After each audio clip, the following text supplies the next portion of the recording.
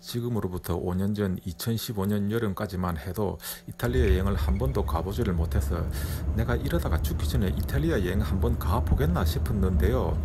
5년이 지나서 코로나가 세상을 덮쳐 해외여행을 더 이상 떠날 수 없게 된 지금 이 상황에서 되돌아보니 이탈리아 여행을 5년 동안 5번을 갔었고 가장 많이 가본 나라가 되어 있었습니다.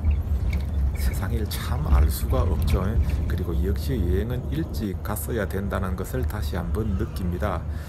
오늘 들려드릴 이야기는 탱자가 해초 여행사에서 주관하는 알타비아 넘버원 길 트레킹 첫 송출하는 팀을 따라 떠난 이탈리안 알프스 돌로미티 알타비아 넘버원 길 트레킹인데요. 한번 동영상을 올렸었는데 이번에 사진을 위주로 설명을 드리는 것을 시도를 해봤습니다.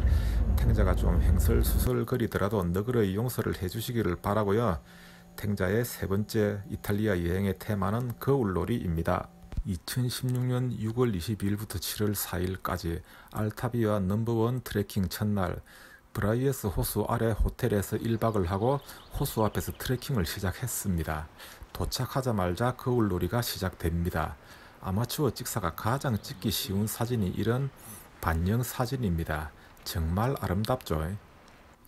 브라이에스 호숫가를 시계 방향으로 반바퀴 정도 돌게 되는데요. 걷는 내내 입이 다물어지지 않는 호수의 아름다운 풍광에 반하게 됩니다.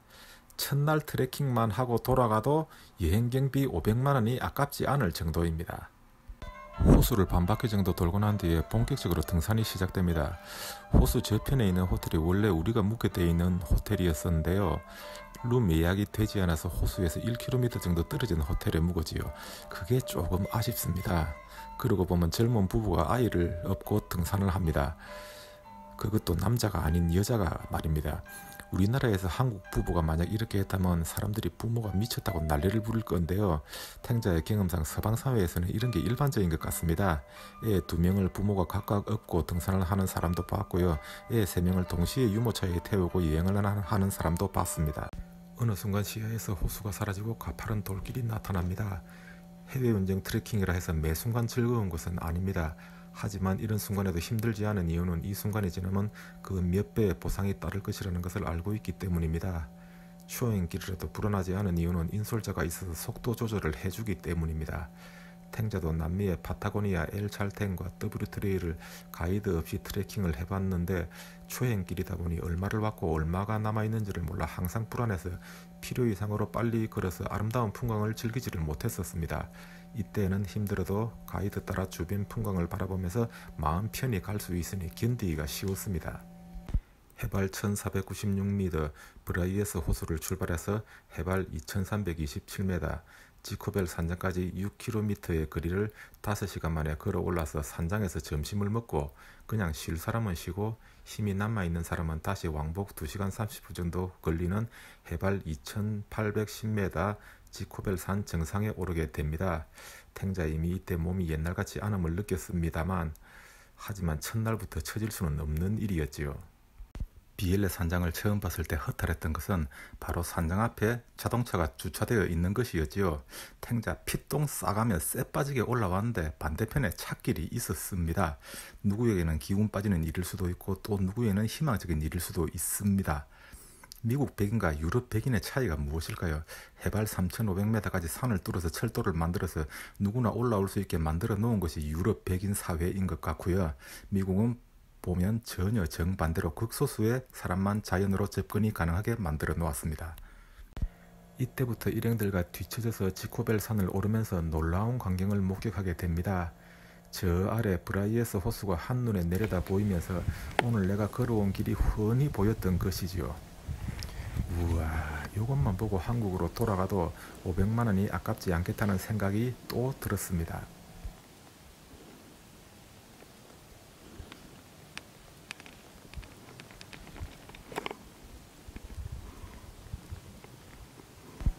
트레킹 둘째 날 비엘라 산장을 출발해서 오전에 세네스 산장이라는 곳에서 잠시 쉬었다 가게 되는데요. 세네스 산장 바로 옆에 조그만 무릉덩 위에서 두 번째 거울놀이를 하게 됩니다. 다시 세네스 산장을 출발해서 점심시간 때쯤 페데로 산장이라는 곳에서 점심을 먹게 되는데요. 산장으로 가는 마지막 길이 아스팔트 길 내리막길이다 보니 무릎이 아파서 혼났습니다. 그리고 여기도 보니 산장 뒤에 주차장이 있고 차와 자전거가 잔뜩 세워져 있었습니다. 이틀 동안 피똥 싸가며 도가니 달아가며 걸어온 곳이 차를 타고 올 수도 있는 곳이었지요. 이 바닥은 다 그런가 봅니다. 알타비아 넘버원 길 트레킹 중 묵은 7개의 산장 중에 걸어서만 올 수 있는 곳은 마지막 날 TC 산장 하나뿐이었습니다.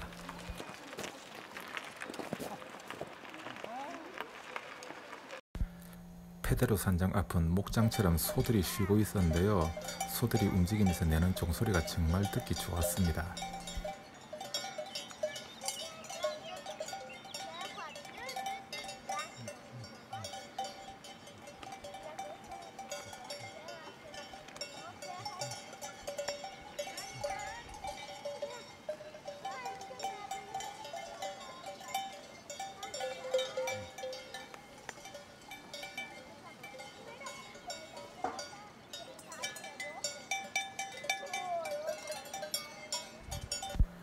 그리고 둘째 날을 묵게 된 라베렐라 산장에 도착을 했는데요. 이 산장도 역시 찻길과 연결이 되어 있었습니다. 어제 점심을 먹은 페데로 산장에서 어르신들이 농담조로 걷기 싫은데 차로 갈 수 없느냐고 하자 돈을 주면 봉고로 올 수 있다 해서 어르신들 중 몇 분은 차로 라베렐라 산장에 오고 나머지는 걸어왔는데요. 아이러니하게도 차로 오신 분들이 걸어온 사람보다 늦게 산장에 도착을 했습니다. 내가 뭐라 할 일은 아니지만 일부러 걷고 싶어서 트레킹 여행을 와서는 걷기 싫다고 차를 타는 것이 좀 이해가 되지 않았습니다. 트레킹 초반에 이런 일이 있다 보니까 여행 내내 차 타고 가면 안 되느냐, 케이블카 타면 안 되나 하는 말들이 나왔는데요. 지금에서 말이지만 참 기가 막히고 난감했었습니다.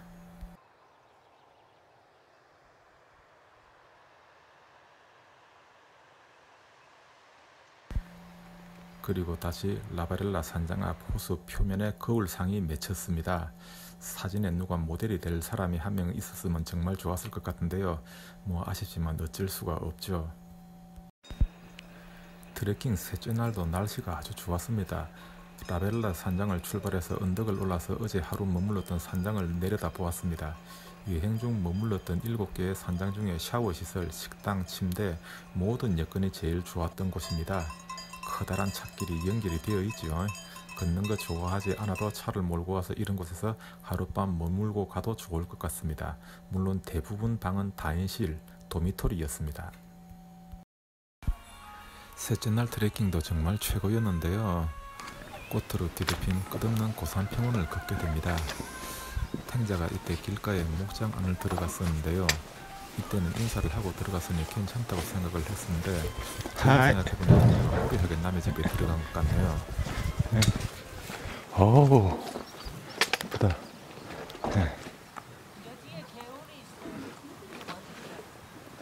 탱자 이번 여행에서 요주의 인물이었는데요. 항상 일행에서 제일 뒤쳐져서 꼴찌로 걸었습니다. 세 가지 이유가 있었는데요. 첫째가 관절이 안 좋아서 무릎 보호대와 스틱 때문에 항상 출발부터가 늦었습니다. 둘째가 사진 찍느라 멈출 때가 많으니 또 뒤처지고요. 셋째가 체력도 예전같지 않았습니다. 이 당시 이미 일행은 망원렌즈로 당겨보아야 될 정도로 멀리 떨어져 있었는데요. 덕분에 멋진 장면을 보았습니다. 점심을 먹고 고갯길을 힘들게 올라왔더니 또 올라온 것보다 더 급경사로 내려가서 또 해발 2752m까지 올라갑니다. 정말 드라마틱한 경로죠. 저 아래 호수까지 내려가서 또 쭉 길을 따라 올라가면 조금 전까지만 해도 구름에 가려서 보이지 않던 해발 2752m 라가즈오이 산장이 보이기 시작을 합니다. 탱자 이때도 역시 제일 꼴찌로 내리막길을 내려갔고요. 호수가에 도착을 하니 인솔 가이드 조르박 팀장님이 라가즈오이 산장 가는 길을 설명해주고 있었습니다. 이제 각계 전투가 시작됩니다. 찾아갈 수 있을 것 같아요. 말씀드리려고요.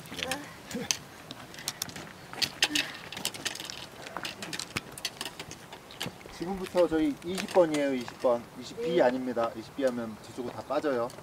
그러니까 요거 큰 길이 거의 20번이에요. 그냥 요걸 따라 쭉 올라오시다가 저기 이제 안부 가시면 401번 나옵니다. 401번 양쪽으로. 산장은 저희 산장은 오른쪽. 그런데 이게 뭔가요? 쎄빠지게 걸어 올라온 셋째 날 숙소 해발 2752m 라가주오이 산장 역시 케이블카만 타면 올라올 수 있는 곳이네요. 이 바닥이 원래 이렇다고 했지요. 이 사진을 보면 라가주오이 산장이 얼마나 아찔한 곳에 있는지를 아시게 될 것입니다. 그렇지만 케이블카만 타면 바로 올라올 수가 있습니다. 탱자 인생에 가장 맛있는 맥주를 먹어본 것도 이 라가주오이 산장에서였습니다. 하루 종일 땀을 흘린 뒤에 먹었기 때문이겠죠.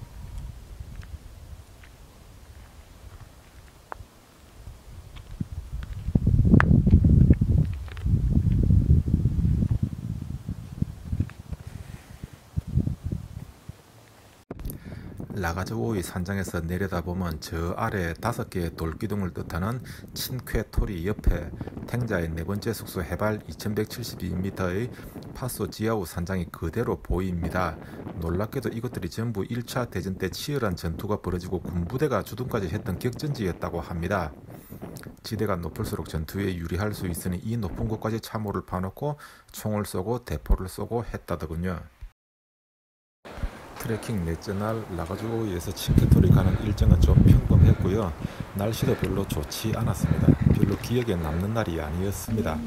친케토리를 여행 떠나기 전 혹시 내가 가보고 싶어하는 친케테레인가 싶어서 검색을 해봤는데 다른 곳이라는 것을 알고는 실망을 했었지요. 친케가 이탈리아어로 5개라는 뜻이다 보니 발음이 비슷했던 것 같습니다.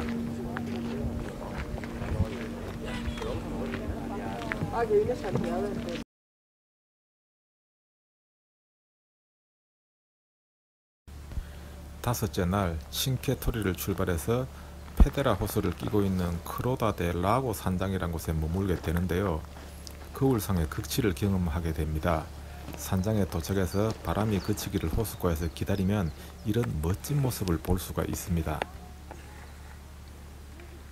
그리고 해가 지기 일부 직전의 모습입니다. 바람이 완전히 멎어서 정말 위아래를 구분할 수 없을 정도로 반영이 선명합니다. 오히려 실제 모습보다 아래 맺힌 거울상이 더 선명하죠. 다음 날 아침 아직 모두가 잠들어 있을 때 탱자 혼자 일어나서 호수를 내려다볼 수 있는 곳이 없나 싶어서 혼자서 절벽 경사면을 기어 올라갔습니다. 탱자 일생에서 사진 하나 찍는데 가장 공을 많이 들인 사진과 동영상입니다. 올라가서 보니 뒤편에 코르티나 담페초 마을이 보였습니다.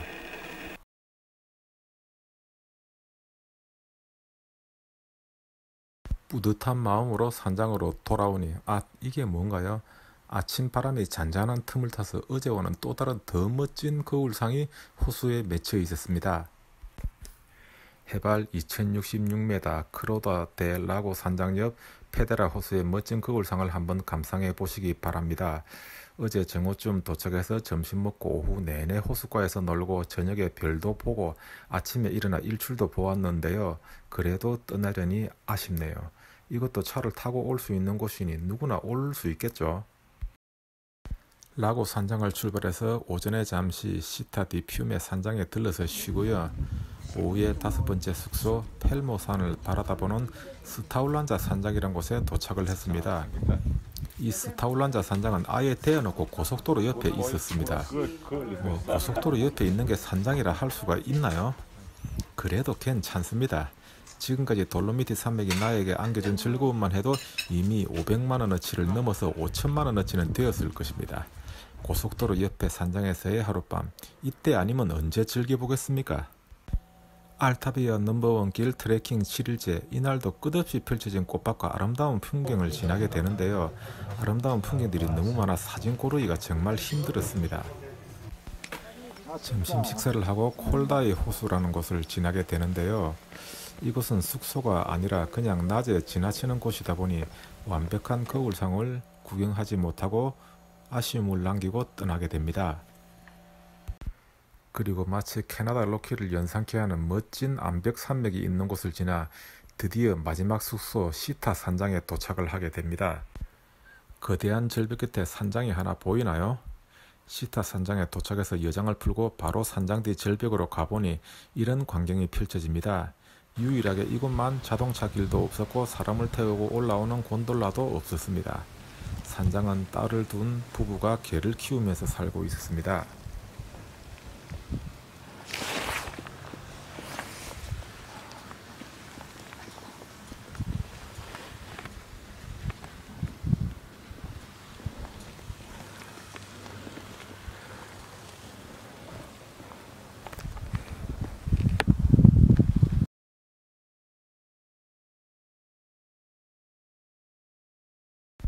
그리고 다음날 아침 멋진 일출을 보고 마지막 날 일정을 시작했습니다. 이제 오늘을 마지막으로 버스를 타고 베니스로 가서 다음날 돌아가야 된다고 생각하니 정말 섭섭했지요. 그리고 한국으로 돌아오기 전에 베니스 반나절 투어가 잡혀 있었는데요. 한국인 가이드가 나와서 잠시 우리를 골목 구경을 시켜주더니 곤돌라 타려면 50유로, 수상택시 타려면 또 50유로, 아니면 그냥 자유시간이라고 신청을 받았습니다. 모르면 모르되 하필 탱자 2달 전에 베니스를 온 적이 있다 보니 곤돌라 가격이 30유로인지 뻔히 알고 있었지요. 뭐 가이드도 먹고 살아야 하겠지만은 우리나라 여행의 옵션 관행은 하루빨리 사라져야 하겠습니다. 탱자 과감히 옵션을 포기하고 카페 플로리안 가서 콜린 퍼스 아재 2달 만에 만나고요. 뭐 만난 게 아니라 그냥 내 혼자 구경한 거지요. 참 멋지게 생겼죠. 그런데 모든 일정을 마치고 버스에 올라탔는데 우리 해초 산악 인솔 가이드 조르박 팀장님이 아까 곤돌라 탄 분과 수상택시 탄 분들 손을 들어보라 하시더니 10유로씩 돌려주더군요. 곤돌라와 수상택시를 다 탄 분은 20유로를 돌려받은 것이지요. 베니스에서 나온 인솔 가이드가 가이드 몫이라면서 그러면서 돈을 주더라 합니다. 우리 일행은 박수치고 난리가 났지요. 가이드라고 다 같은 가이드가 아니고 패키지라고 다 같은 패키지가 아닌 것이지요. 그러고 보니 이때 조르박 팀장님 보고 한 번도 못 봤네요. 잘 지내고 계시겠죠? 탱자의 세 번째 이탈리아 여행, 해초 여행사 주간 돌로미티 알타비아 넘버원 길 트레킹 추억 앨범이었습니다. 끝까지 시청해 주셔서 감사합니다. 진리와 탱자였습니다.